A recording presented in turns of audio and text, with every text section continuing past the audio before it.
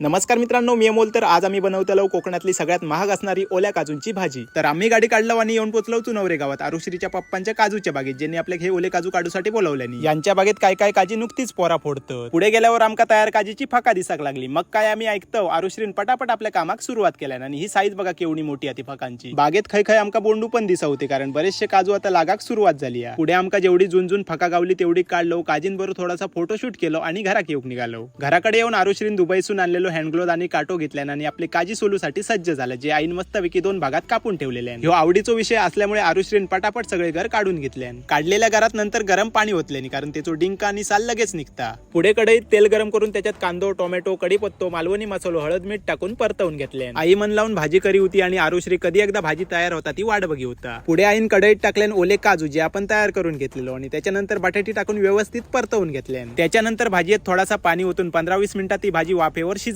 ठेवलं. 15-20 मिनिटानंतर आपण त्याच्यात भाजक्या वाटण टाकलो आणि त्याच्यानंतर वरतून कोथिंबीर टाकून मस्तपैकी तयार झाली आपली ओल्या काजूंची भाजी. तर या वर्षीची पहिली ओल्या काजूंची भाजी मी उष्टावतोय. आजचा व्हिडिओ आवडलो तर लाईक, कमेंट आणि फॉलो केल्याशिवाय जाऊ नको.